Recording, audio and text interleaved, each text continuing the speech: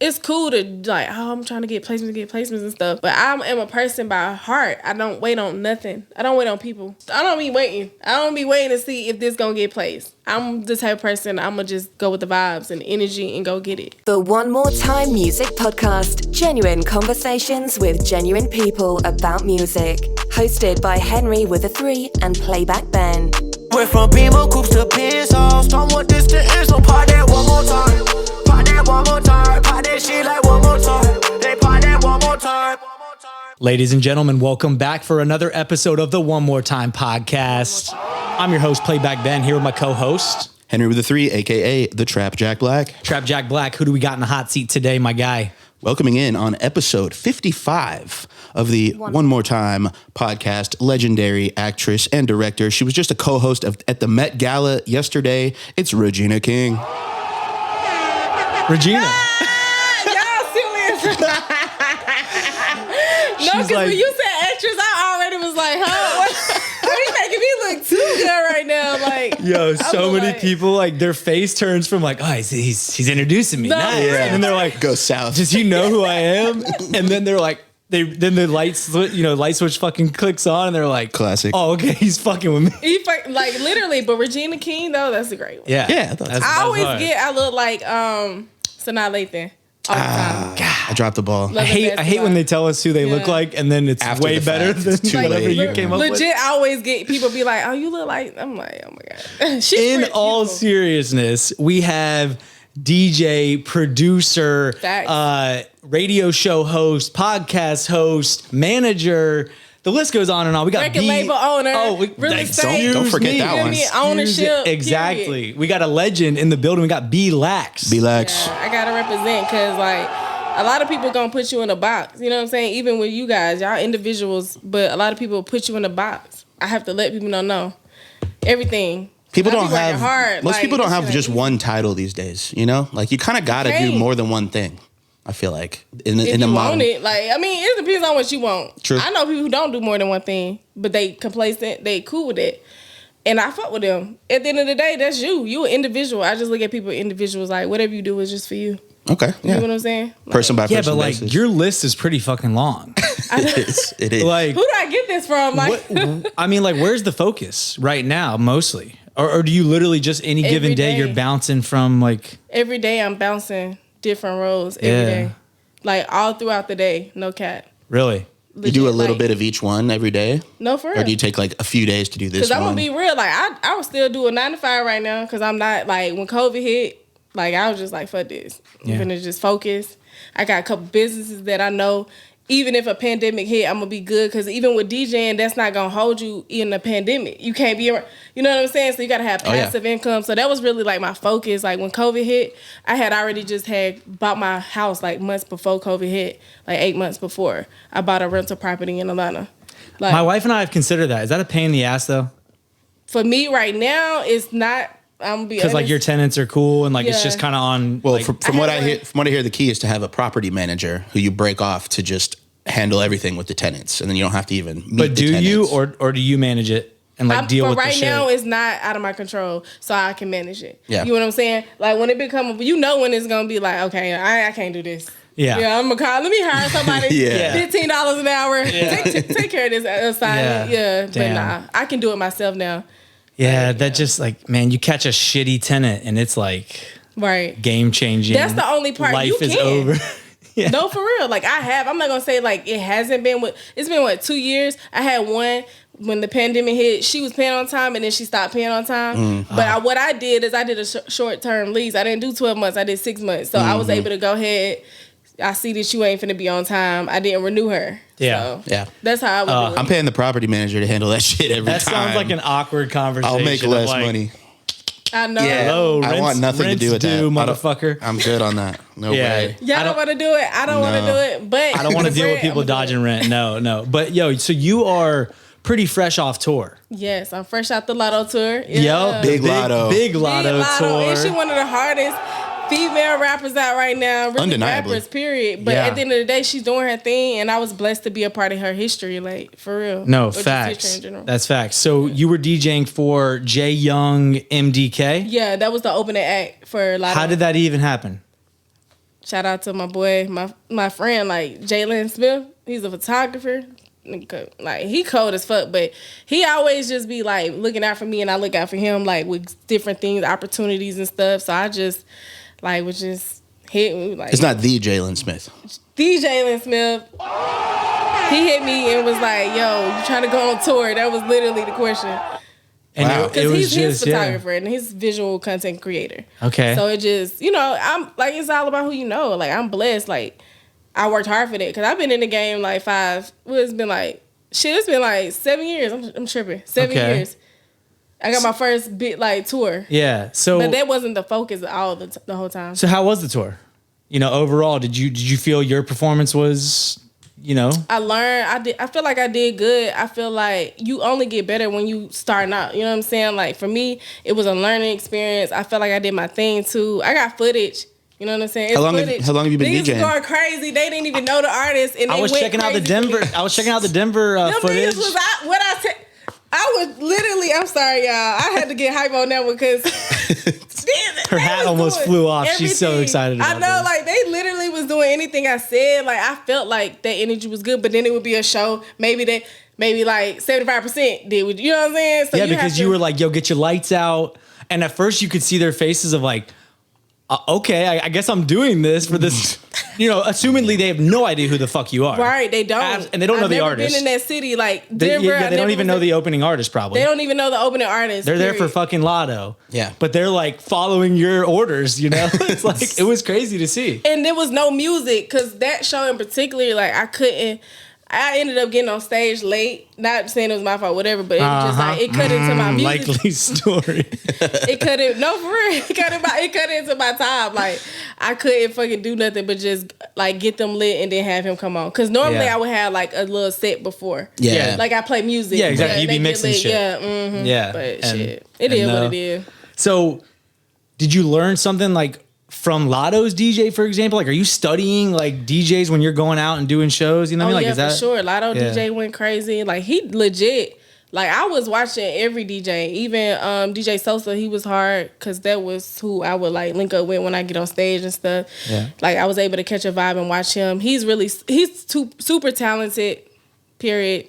These niggas hard. So I was watching the good people that can like. They got talent. Give us one thing that you like learned that was dope. That like one nice takeaway. The crowd control, like knowing how to talk and engage with the crowd. Yeah, that shit essential. Or just being lit. Like I learned that you gotta be lit. Yeah, that's why niggas wanna follow you. Like you know what I'm saying? If you're not having a good time, why should they have a good time? If you come on the stage not hype, bruh, why would they be hype? Right. So it just makes sense. I was like, I was keeping game. That's just true with any social interaction. I feel like energy is so real, especially like the positive energy. It's infectious for real. Facts. And like people underestimate that shit. Even when you're going into a studio session, when you're just meeting someone, networking, like if you come with the energy, when I first met you, it was the same shit. Like you came with that, right. And I was like, yo, like this girl is someone I want to, be associated with, just because I could feel like you were excited about being where you were at, what you were up to, and like that shit rubs off. Yeah, like I feel that way. I just met you. So there you go. You feel me? You feel like that. That's we all got good energy. Yes. And that's what it's about. Like I had learned how to bring the energy with people. Like don't be scared or fear. Like fuck that. You can still have discernment and know when to trust, you know what I'm saying, certain situations, but live life. Like Yep. So tell us a little bit about, where you're from. Kind of your upbringing, right? Origin. Early. Yeah, way Chattanooga, back. Tennessee. Shout out Chattanooga. You know what I'm saying? Chat-town. Do they say Chat-town? I was about to say that. No, I didn't know if I was making it up. No, Chat-town. That's it. Nice. They call us chat rats. I like your Ruby Falls. Such a touristy thing to do. Yeah, Ruby Falls, exactly. So it's probably where you went on the field trips. In my opinion. I said that was probably where you went on the field trips, like to Ruby Falls. No, we went to the aquarium. Okay, yep, that Classic. too. Yeah. That too. I've never been to Ruby Falls, actually. What? Yeah. It's a tourist thing, man. Yeah. She's a local. Like, I'm in the city. So you said something about, like, having vision outside your circumstances. Mm-hmm. But so, like, paint me the circumstances, right? Because clearly you had a bigger vision than whatever you kind of grew up in. But, like, you know, when you said that, what did that mean? I mean, basically where I come from is a small city. You know what I'm saying? People just stuck in their own world doing the same stuff. Like for me, I always knew I wanted to do something different. Like growing up, I wanted to. That's why I went out to college. Like I was like, fuck it, I'm gonna go out the city, a different state. I didn't care where it was. I just knew I had to go. I had to go somewhere because I want to experience something different. I know this ain't the only thing. You feel me? So for me, it was just about just keep grinding and figuring out what I like to do. Yeah, because a lot of people stayed in the town. A lot of people stay in the town, but it's nothing against them. No, just saying. You sure, know what I'm saying? but that was their path, and that was a pretty common thing they to doing do. their thing in the city. For so sure. For me, it was like I had to get out. I had to do something different. My dad had literally, when I was 4 years old, he just got out of prison. I met my dad at 4. You know what I'm saying? I didn't know who he was before then. Yeah. So he just got out of prison. Then we built a relationship, started from there, and he was the best father. Like, really? Yeah, because he was married to my mom. He just got caught up in some stuff. Yeah, for sure. So I heard you were a hooper. Yeah. Hoop game. I myself Hoop life. am a hooper. What? Yeah. We finna get a one-on-one going? We have a league. she could probably take me. We have a league that we play in. It's like a pickup league on Sundays. Cam Kirk, you know, the photographer. Yeah. He has a league out of like this gym off Old National down in College Park. That's so hard. yeah, there's some music people and stuff there? too. Yeah, there's some girls there sometimes. Okay. I'll be honest, it's mainly male. Right. But you know, I understand. But look, you just got the invite. Up. Yeah, for sure. I'll pull Yeah, because I mean, you went to college even playing ball, right? Yeah, I went to Georgia Perimeter, which is now Georgia State. Yeah. And I went to Gaston. Okay. Gaston State, and that was in Alabama. So I did JUCO. I got a scholarship out of high school to go to University of Alabama in Huntsville, but I couldn't meet the requirements with the ACT it was like I was a point away, and I was like, I'm gonna go JUCO. Then I thought I was gonna go to the university, but I did go to the university. I just said fuck basketball. Like I wanted to do other shit. Like that shit just kept. Y'all are too late. I'm talented as fuck, but I just felt like it just wasn't working out. Like I was really cold in what I did. What'd you play in my city? They know me because I was a hooper. What position? Point guard. And then I could do guard too. Yeah. But I love to drive the ball. Like that's my thing. Yeah. Okay. Yeah, she's still serving up assists today. Mm-hmm. So that part. What was like your earliest memory of music? Right? Was it just in the household, like playing? You know, your mom was playing shit, or kind of, you know what I mean? Like you know, what's your like earliest memory of music? I'm always curious, people. My sister. I'm always gonna say this because riding with her, I had a sister that was 18 years older than me. Oh shit! So I was on the music. She was putting me on her music. Right. You know what I'm saying? As a baby. 1 month, 1 month years old type shit. So it's like I'm listening to what she listening to, plus the new shit. So I always had like an old soul in everything I did, like just having that soul. You know what I'm saying? Like real aware and loving love. It's about love at the end of the day. That music back then was about love. You had triumph too, but it wasn't like people dwelling on it all the time. It was mainly about love. That's what I take from that music. More than it is now. Having a good time, good energy. Yeah. That's what I'm saying. Like, so best of both worlds to me. Yeah. That was it. I get the old school and the new school. And so, you know, just having listened to music, you know, around your sister and others, right? At what point then does it shift to like, oh, like I'm into this, you know, for me, not because it's being like, you know. Embraced. She played it for me, and we would vibe to the old school. I felt like it was more like when I instantly heard it. That's what I feel like. Like you knew you wanted it to be a part of your life? Shit. And it kept being, even when I was hooping, I would play R&B. I would play R&B before a game. Get hyped up. I like fucking R&B, man. R&B always... And then I'll never forget growing up, like I told y'all, I'll be like the least hype like pregame playlist. I be rapping, no, like I legit be rapping, and I used to freestyle back in the day when I was in elementary with my homegirl. Jessica, shout out Jessica. Shout out to Fruit. Me and Fruit, she always was like cool, but we would link up. She was older than me, and we would go freestyle. We would be just chilling at the center and shit. So yeah, and but then like. Does DJing start happening, or no? Like, That do was you college. Start? Okay, so yeah, I started DJing. So nothing like seriously, other than just being like a huge fan and basketball. You know making it feel. My life was basketball. All ball from early on to college. Yeah. So when I said I'm gonna focus on other talents and not just focus on one, I had shifted my thinking. And I was like, there's other stuff going on. I don't have to deal with certain shit I don't want to deal with. Like, I can kind of focus and see what works instead of forcing stuff. Because you got to think, I was been playing it for my whole life. So, some shit didn't work out for. People can go to the league. Sometimes they just can't. Like, it's like, you can be good as fuck and don't go to the league, for real, in real life. Yeah, and so then the mindset shift, towards, was it towards music, or did you like dabble in other shit after you kind of gave up? My friends in college, man, Kennesaw was lit. I'm sorry, Kennesaw State. I'm alumni, so I gotta put them on. Like they. Well, aren't y'all like the owls or something? Yeah, bearded owls or some shit. Maybe not. Hey, it was bearded owls. OVO.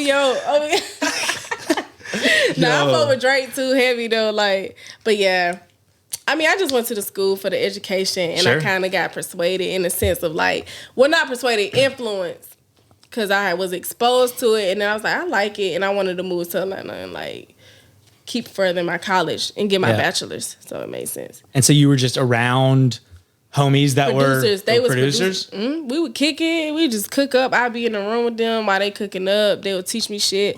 Like, I was just soaking up the game and just learning from them. And we would do collaborations together even then, but I still wasn't as focused on that because DJing was like my life for like years, where I just did only DJing. Then it was like I would dabble in the producer, but not really giving my full divided attention. Now it got my full divided attention. Yeah. And I still DJ as well too, but I'm only gonna do select stuff with DJing. Like, was DJing though a consequence of just like you loved music and it was a bag or something, or like did you see some DJ that you were like, oh shit, like I want to do that? You know what I mean? Like, right. The first DJ I ever saw that made me want to be like, I want to DJ, but never did it because I was a hooper. Like, I was supposed to be like, if you talk to people, they would say B was gonna go to the league. WNBA, no cap. Yeah, like, I'm not saying. No, I heard you were like legit. That's like, why I'm excited to get you on the court and smoke your ass. You know that ain't gonna. Yeah. I gotta clap for that one. We'll see.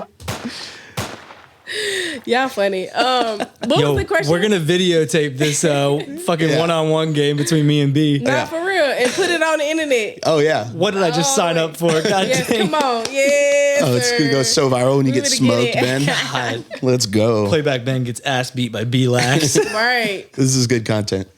Yeah, we need that. Ben, we need that. I'm about to never play again, Ben. I need to work out or something.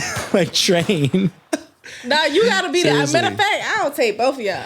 Listen. Well, I don't want him on my team. Listen, I'm a force in the paint, first of all. Okay, so you be on my team, we gonna get I'm not a shooter, but like you are a large man. I'm a presence. And I will I'll board over you. I'll block you. I'll put shots back up. I got boards for days. Let's go. Let's do this. That's what we need. Anyways, first DJ that you saw that you were like doing their thing and you were like, hell yeah. The movie, Tupac Juice. When he did the battle, I was like, damn. I was like, damn, do they got female DJs? Like, I was wondering if females was tapped in. I didn't know at the time, like, it was, Cinderella or whatever with Salt and Pepper. Yeah. She was like doing it during that time. I didn't know her at that time because I was so young. But when I found that out, I was like, oh, that's hard. Like, I could do that shit. Like, when I was in college, I had money. I had my refund and shit. I just didn't blow it. I decided to do something different. I just invested in myself. That's a gem. Yeah. Don't spend your stimmy on Gucci flip-flops. Right. Go buy a fucking mixing board or something. Figure out what you like to do. And did you actually buy a board? I bought a board. Yes. I wish I could show y'all that picture. It's back in the old little like 2-track, the little one. Like the that picture, like it was the 2-track. Yeah. And then I had 4-track. Yeah. CDJs. Upgraded. You're on CDJs now. Oh, so I'm on CDJs. That's the pinnacle. And I'm bro, doing she's DJ Beelax. I know. Come on, man. I'm talking about. No, I'm DJ Relax. So, for people that want to DJ, I mean, like, what was your approach to even learning? I mean, like, were you getting on YouTube and shit? Or, like, how did you actually... Afterwards. Yeah, how did you actually learn how to DJ? There's no manual, right? Like, I tell people, I'm like, bruh, you got to teach yourself sometimes with this DJ and shit. Because I had other DJs I would go see and go practice with, but it was like me just learning and stuff. And then after that, I would just implement what I saw, and I would do it myself and keep doing it and learning. And then I would watch videos and stuff like that. That's how I was able. Like, you got to be proactive. Like, yes, you gotta want it. I really wanted to learn how to do this shit, so I did it. And I was like, I'm proud of myself. Like, and I done did it in front of 10,000 or more people. Like, I feel good about that. No, I mean, how important is taking matters into your own hands for you? I mean, you seem like such a person that's like, I don't care what the fuck you're doing, If I want to achieve something, I mean, you feel like a force that's like not going to be stopped. Like, if you want to do something, is that? I feel like you just gave me that energy. That's what it is. Like, it's a confirmation. Like, that's what I'm on. I'm not letting nothing stop me. You're going to have hurdles. You're going to go through stuff. But you got to keep going. You know what I'm saying? Because people are individuals. You can't be caught up with they doing. You got you. You're an individual. You need to focus on yourself. Like, it's not about, you know what I'm saying? You die by yourself. You end this shit by yourself. Like, when you born, you're going to have a family. Maybe not. I don't know. But you guaranteed to die by yourself. Yeah. Everyone does. So why get caught up on other people? Yeah. But it's sometimes That's not hard. your problem. It's sometimes hard for, especially artists. I feel like probably actually everyone. I don't even want to categorize it just as artists, but like looking to your left and right. I mean, we've talked about this a bunch. If you can have those blinders on, that's like a beautiful thing. Right. But that shit's hard to not compare yourself to like where you're at, you know? I think you do it with the social media age too more. For sure. It's made it way worse. It's in your face. Because I feel myself do that, you know, like in the beginning I felt like, damn, because what it evolved to, it's like, damn, everybody caught up on this shit looking like something. But it's like, when you see these people and realize they not that, it's not that. Yeah. And it's like, y'all fake fucking... Instagram is not Instagram is not a real place. You cannot go to Instagram. No, it's so true, man. Like I've met some people, not gonna lie, that like I thought looked like so fucking cool online. Right. They were so fucking not cool in real life. Just like acting like you got money, you don't got it. Acting like you own shit, you don't own shit. You using somebody else's money, like all that type of rentals and fake jewelry and fake streams. Yeah, we're just in that age. It get weird. It is weird. Like, oh my gosh. No, that's true.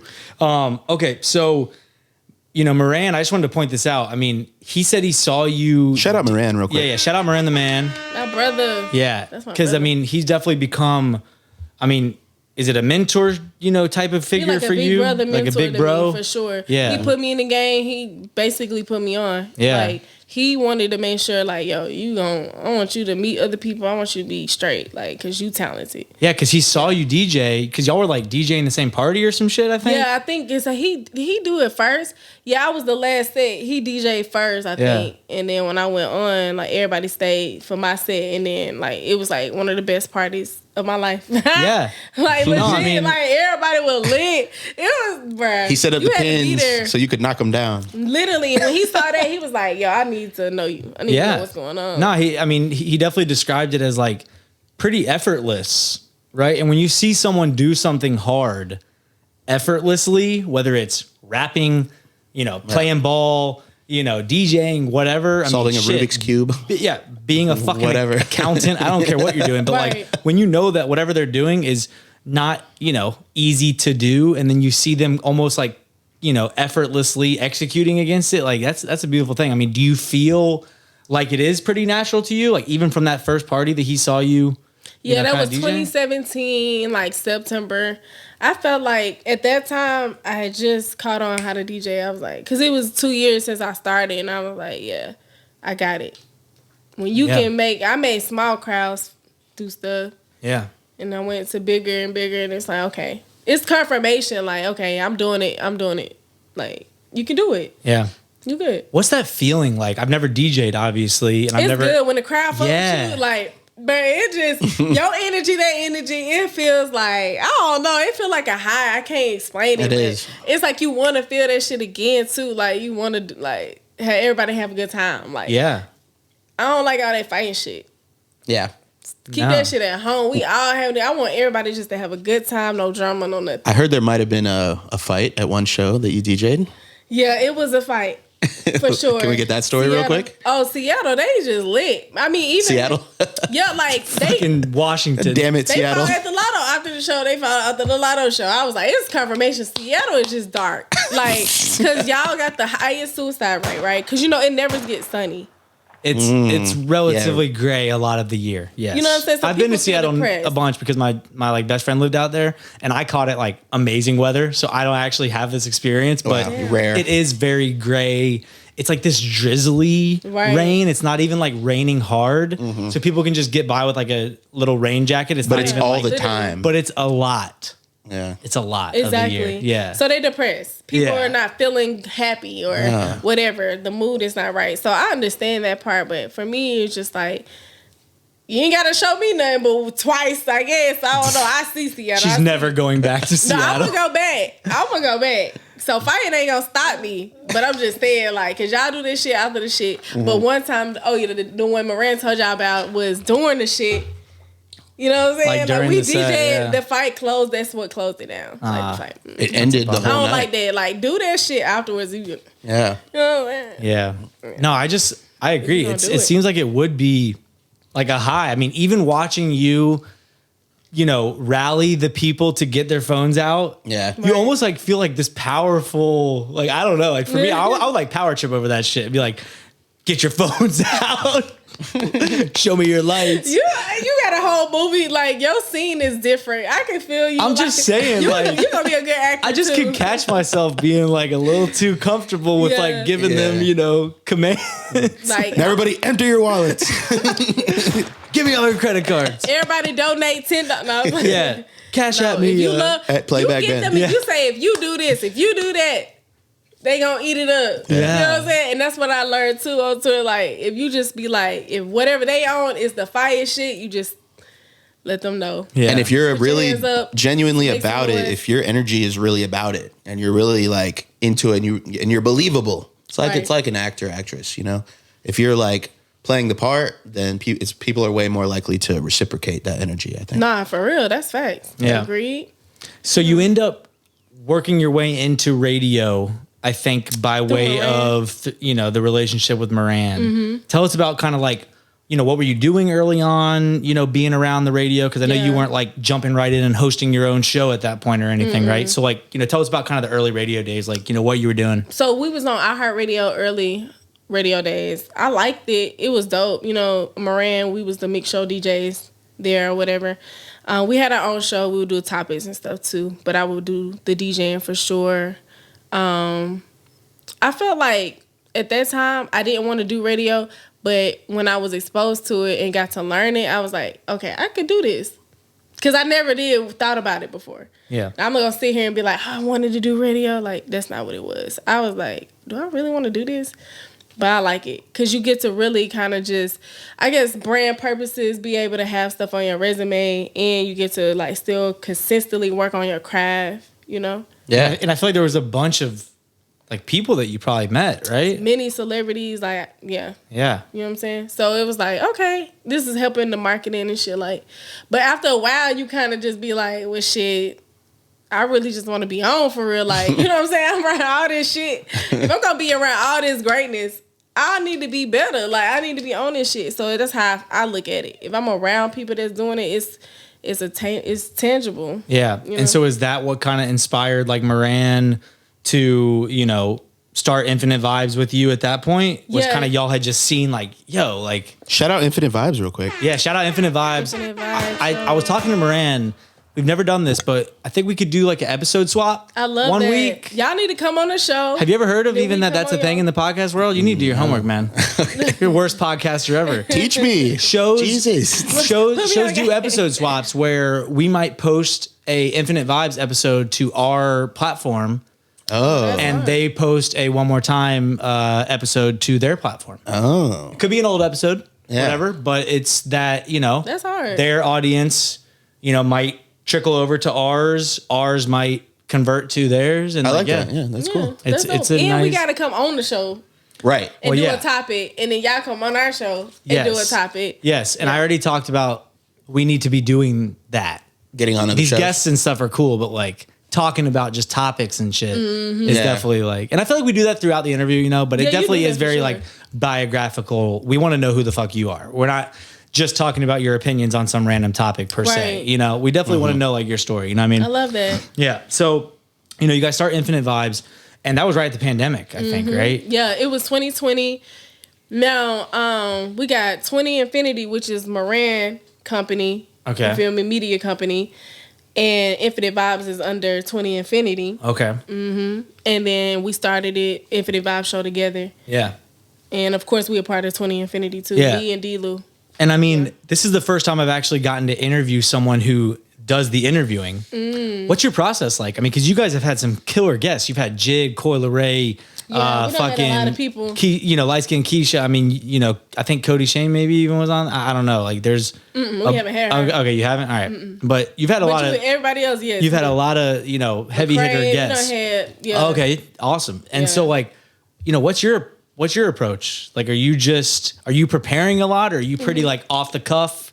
Just kind of like seeing where it goes, or do you like to prepare? I do that, but I like to prepare. If I had to pick what I like best, like some of them I might just like, it may just came me and I had to, and then I just organic conversation. And then after that, I'm like, okay, maybe I want to next show, I'm going to just really learn about the person, see how, so I just like to do that more. Yeah. No, that's how I feel. I was like, we definitely could just have people on and have organic conversations. Right. We're all conversationalists. We can talk to people. It's not a big deal. But I think that, doing that research for me has been like really helpful. Right. Because I think it's just going to get to a lot of the key like points that I think our audience would find interesting. You know what I mean? What they really want to know. Yeah. Exactly. Versus just like, riffing about some topic that, we could talk about it intelligently and we could have good, dialogue, but is it really like, who is Beelax? You know what I mean? They want to know who I am. Exactly. Yeah, for sure. I fuck with that. So I think you were a big one in setting up the Coi Leray interview, right? Yeah. I think you had my homegirl was doing content for her. And then basically she connected us with her. Yeah. And then we did the interview. And then from there, at the studio, you talking about when she was at the studio? Yeah. Assumedly you guys were sitting in a little, kind of, round table on the couches there or whatever. Yeah. And so that was so fucking dope. It was like a little old school Volkswagen pimped out like van or some shit. I don't fucking know. It was hard. That shit was hard. And that was like the setting of it. That was the setting. And I was dope. like, so I fuck with it. It was a vibe. Like, and she was cool, good people. Coi Leray is really dope. Like, I like her. Yeah, she got an interesting story. I mean, she like had a bunch of money. And then, like, I can't remember, like, how her family, like, lost all the money. Her dad, I think, got caught up in some like, he lost his business or something like that. Yeah. She was, like, apparently, like, a millionaire type shit, like, by way of her dad. And then, like, light switch flicked off and, like, lost all the, so she, like... And then picked it all back up. Yeah, well, then, of course, she has gone on to be what she has. But, I don't know. I just thought that was kind of, like, a cool, narrative, right? Yeah. She made it happen. So... How annoying is it for you to like schedule guests though? Do you find that like taxing? Like coordinating, like the coordination, logistics. It can be sometimes if it's not like flowing like it should, like Because I mean, take me like I was a pain in the ass even getting you on, right? You was a pain in the ass. No, but you know what I mean. You like, did it on purpose. No, it's tough from both angles. It's tough from both sides, right? It's like. Oh, the guest says that they can only do Thursday. It's like, oh shit, we already had someone for Thursday. So then you put it in the next week, and then it's like, oh shit, I can only do Tuesday. Oh, we can't do Tuesday. But I feel like there's like so much back and forth sometimes. It is. Do you feel like that? And that's what if it doesn't flow. Like I said, if it flows, it just happens. Oh yeah, some of them have been like. Yeah, like perfect like, right? Oh, you're free next Wednesday at 6 p.m.? See you there. And then they show up at 6 p.m. and you're like, wow, that was fucking magical. Like this was a flow for this. Like we done reschedule whatever, like trying to figure it out. Oh, because you were on tour with Latto. Like, I had to, excuse me. We were supposed to do this months ago, but our bad. Yeah, and then when she gets home, she's like, oh yeah, now I'll do it. Come on, let's get it. Yeah. Come on. Nah, for sure. I'm about to drop this record. That's dope. I'm like, this is perfect timing. Yeah. So that's, perfect segue into, tell us about how you have been releasing music. Because you have a few records out. Yes, I got No Favors, which is featuring Dre Nello, D-Lou. Prince Rose, and then I got Chiae, which is with Raymond. Yep. And then you have the record that's coming out. I got the newest single called I Really Wanna with Malachi. Well, Kai. Kai. You know what I'm saying? Shout out Kai. He go by Kai, Kai. AE. You know what I'm saying? But he an R&B superstar already. He, you know, like I already told him, he up. Yeah, he's hard. He got I was it. doing, Like he got the look, everything. Like he fine. Yeah, because he just dropped the tape. Yeah, he just dropped the tape. I Want to Be a Playboy, or I Don't Want to Be a Playboy, or something. Is it? The name of it? I think it's called Tales of a Playboy. Tales of a Playboy. Mm-hmm. Sorry. Yep. Yeah. And yeah, I was, you know, because we thought Kai was gonna come, but apparently he didn't want to. But no, and it was dope. So I'm excited to hear y'all single. So, but you know, you're not an artist, so don't get it twisted, folks. Artist. She's not an artist. So tell us about like why you're doing it this way, how you're doing it. You know what I mean? Your approach. If I had to describe what I do, I always tell people like I'm sort of like the female DJ Khaled. Yeah. Like, cause That's nobody hard. ever, like, or I'm That's like Missy. fucking hard. I'm like Missy, like, but You're a without producer. singing. You know what I'm saying? I'm a producer. I songwrite. I produce music, and I have laid references and stuff. But I don't want to be an artist where I'm like recording music. I want to be able to be the playmaker and putting this shit together. Like that shit is essential to the game too. But you're not a pure beat maker either. You're very much on the bigger scope of things. Right. I feel like, right? If you need to get in FL Studio and you know program some drums, you can. That part. But you're really like out here just doing whatever it takes to make the song happen, right? In the best way. That's like, that's a producer. Idea. Exactly. And I might have the idea with the hook, or I might have a songwriter that got a loop, bring them in, play the loop, and then we build off the loop. You know what I'm saying? And then may write a hook or something like that. But yeah, pretty much we just do what we do, like just what feels good. I think music is about doing what feels good to you and also just learning what works. And I just love to be able to add to what I'm doing, whatever I'm doing. And it's also about like trying things until it feels good, I feel like, right? Because I think that you're someone who, you know, at least, you know, from what I heard, like definitely open to like trying new things, being experimental, like, you know what I mean? Kind of stepping outside the comfort zone. Because I think that's sometimes when the best music is made. Right? Facts. I love doing that. I love trying new things, different sounds. Like, I don't try to do what's the norm. I try to do what feels good, but also just stay and be authentic. You know what I'm saying? Like, don't be, because you heard something earlier, you want to start, like, nah. Just focus on what you actually are trying to bring to the forefront. To me, it's always like kind of a balance because you definitely can't stand out by sounding like everyone else. It's never going to work.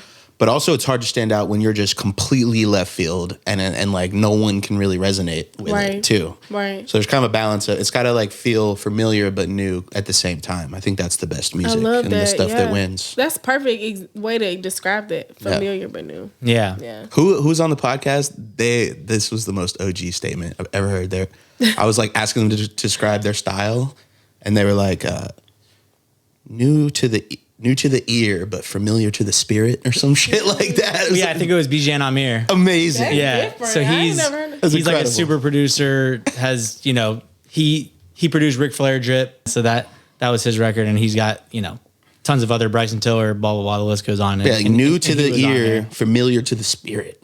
Yeah, that's new to the ear, familiar with the spirit. That means they can relate to it. Yeah, it feels like something you heard before, but it sounds like something new. Mm-hmm. I love that. Deep. Yeah. Speaking That's why of deep, he got hits. Exactly. Right. He's fucking amazing. Speaking of, you know, deep, this term was used to describe kind of the approach that we're talking about here, right? It was catalyst. Catalyst. You know, you are a catalyst for like bringing this music sound record to life. Like, do you feel like that? Like, have you ever thought about that? Like, this term being used? It's exactly like that, because I really want to start it with a songwriter that I was able to connect with and hear his reference. And I was like, yo, all I got to do is produce something that he could put this shit on, because the beat wasn't it that he did the reference on. It was like, yo, what was that conversation like? Places with a bigger artist.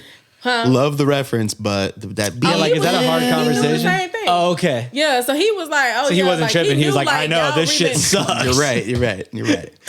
Got this off YouTube. It's trash. It wasn't stuck. It didn't suck. It just had like too much going on. As a lot of these beats do. Less is more sometimes. Less is more sometimes. Not all the time, but like, a lot of the time. like at certain points, this is R&B. You don't need too much. You know what I'm saying? Like, for sure. So, we did our thing. Me and Moran came together. We cooked up. It was just a vibe, even experience that. I was in my rhythm too, because we was like, with the hi-hats, we did 2 hi-hats. And you'll hear it in the like song. switching or at the same time? It like basically switch it to like that. Like it was like the sound it created was crazy.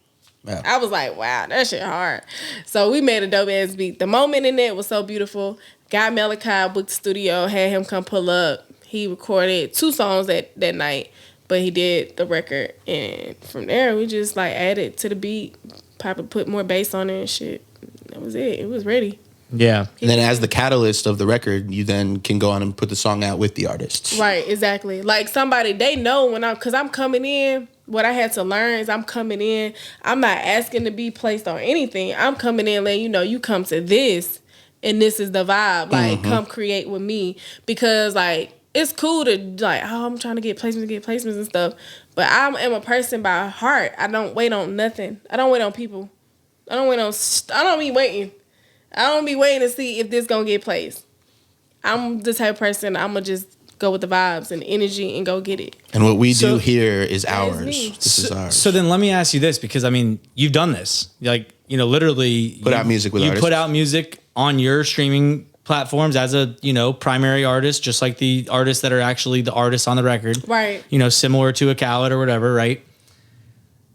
Are you financially investing in this? Meaning like you're rolling out the record and shit too? Or like, I mean, if you don't mind kind of like outlining the business of this for other producers out there that might be interested in like this approach, because it's one thing for you to like say, yeah, we're going to release this, but like, okay, cool. Who's paying for the music video? Who's Oh man, I'm a boss. I'm going to pay for this shit because like I said, I don't wait on nobody. I'm going to it's other ways to get resources and get money. Like it may not be all me. Like for studio time, me and my brother, we on a mission. We trying to create records. We go in and do this. You know what I'm saying? Together when we do our beats. But when we working with artists, that's what we do. We take care of the studio. But when the rollout come out, whatever records I'm trying to do, whatever, I'm gonna put the bag up for me. Yeah. I'm gonna pay for the video. I'm gonna pay for promo, PR, whatever I gotta do, marketing. I'm gonna pay for it because it's my record. You know what I'm saying? It's not like you. I'm an artist. I'm a person. I'm creating. It's not like you produced a song for an artist and then it's their song and then you're not really liable. So then effectively, the splits on the like master, for example, would reflect that it's your record.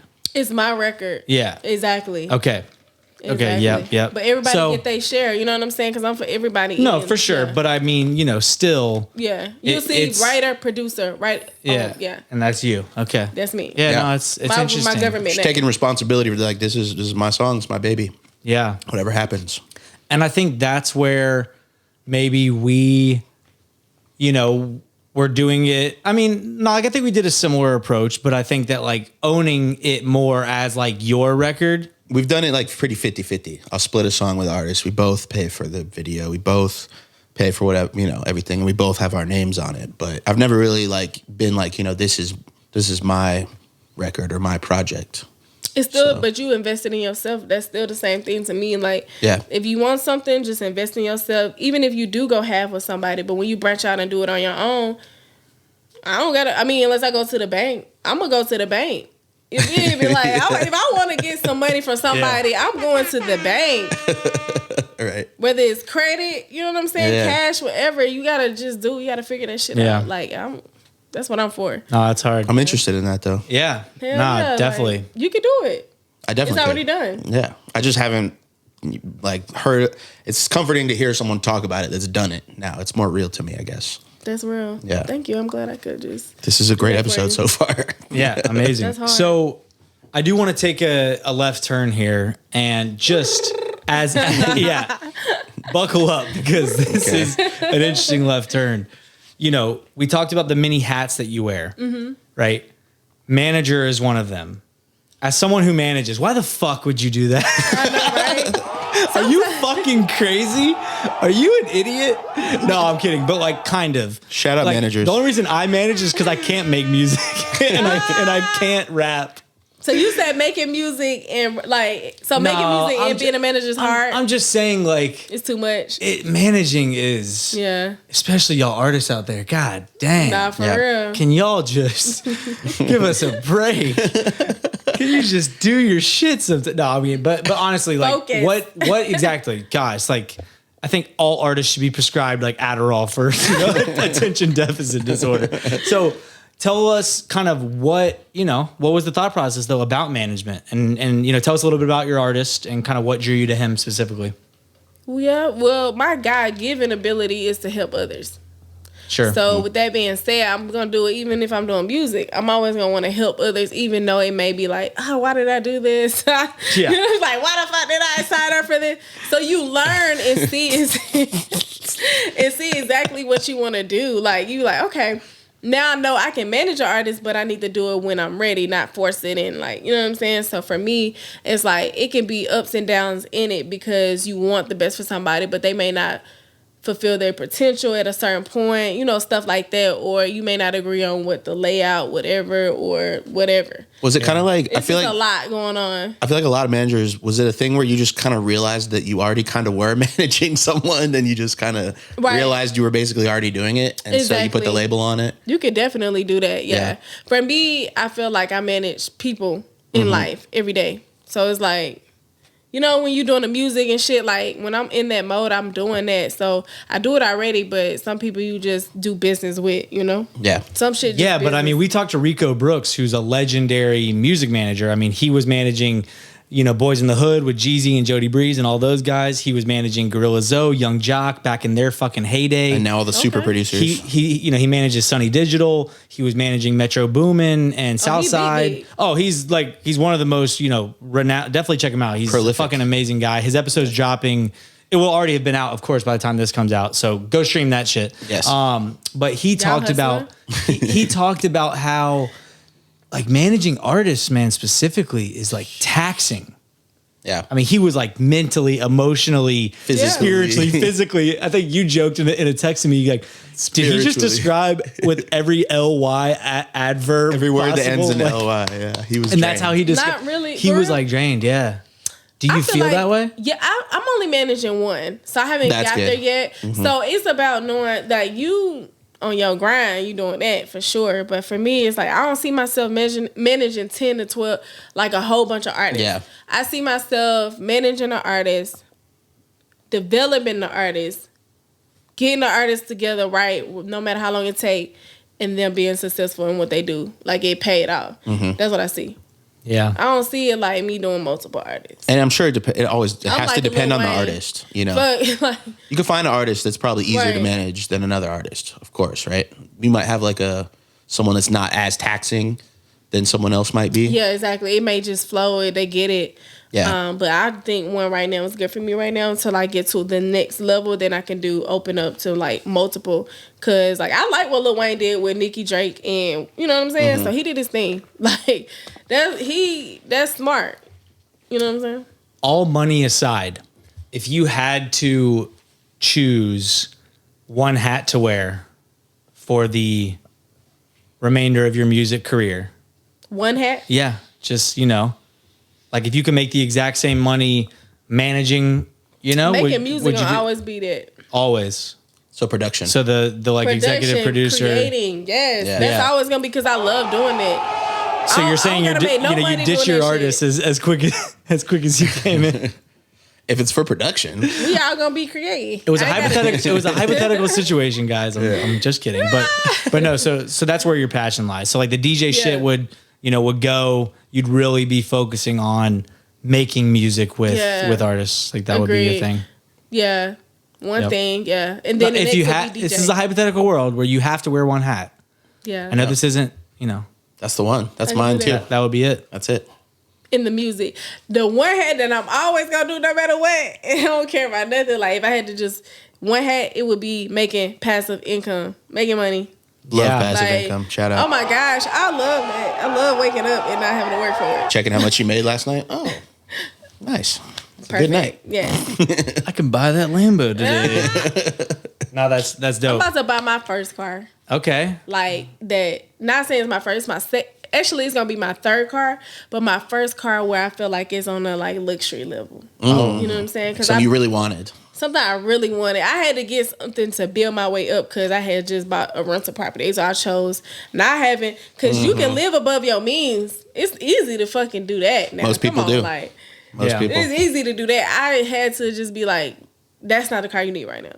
So what is the luxury one that you're eyeing? Range Rover. The Mercedes. The Benz. Yeah. She's a Benz girl. Yeah, I got to get the Benz because I was looking at, I really, really want, like when I get on that level 100K a car type situation, I really want the Audi. Okay. Yeah. Like an A8 or which? Or the R? The Audi 7. The sport kind. Yeah. The sporty. Yeah. Yeah. And then after that, it was the BMW. I like the BMW. Like, I like that series. But I don't believe in paying cash. Like, I don't believe in financing and, like, getting a new car. Finance, get a car that's older but less mileage where it still has value. Because, like, cars depreciate as soon as you drive out the lot. Right. Yeah. And then if you got the money, buy cash for the car because, like I said, it's going to depreciate as soon as you drive out the lot. So if you buy cash, something happen, you can get you a check or whatever to get a new one. So She's dropping real investment gems on here, you feel me? guys. That's how I feel. That needs to be a new segment on the radio show. Yeah. So if I ever get a Bentley, whatever car I get, if I ever wanted to get that, like, you know, I don't want a Bentley. If I had to get luxury with the Lambo, like the little truck thing, that'd be hard. Like, I get that one. Like, some like lime green shit or something. I'm more like a blue. Like, She going blue? Oh, me too. Like a powder blue. Yeah, like in that teal. I would powder definitely get the blue Carolina blue. Yeah, it's like Lambo. that painting over there. I wish I Yeah. could see it. But Shout out to Leah Culver, guest number like 3 or 4. something. Yeah, did that painting. That's hard. Yeah. And I'm 55. Yep. 55. So other than the single coming out, anything else you want to make sure that people are, kind of, tuning in for? Yeah, the single's out. You know what I'm saying? And I just feel like, because when it's going to air? I don't know. It's going to be a while. Few weeks. It's going to be like a month maybe. Oh, yeah, the single's out. So we need to say that. Single's out. The Out single's now. out right now. I really want to. Link in description. Link in Go bio. fucking stream Description, that shit. yeah. Stream that on all platforms. Yes. Video out right now. You know what I mean? Video in Manifesting. the description. You feel me? Nah, the video ain't out. Oh shit, she's I'm capping. I'm capping. But yeah, definitely a single out right now. But yeah, we working. Like I just say I'm gonna keep doing the show, keep grinding, keep investing, keep working my mind, gaining knowledge, keep fucking with one more time. Yeah. One more We love that. One more time. We love that. Well, no, we appreciate you coming on. This is an amazing episode. Really, really love your story so Thank far. you. You got such a great attitude and great energy. So Yes. you're I'm going glad to we go all far. met. I can't wait to see where you Y'all go. gonna be great too. For sure. Henry, until next week, what are we doing? Getting out of here. We're getting out. Peace. Bye-bye. Pop that shit like one more time. They pop that one more time. Pop that shit like one more time. They pop that one more time. Hop up in that foreign skirt, no. All the homie, this shit tripping, no. Middle finger to the law.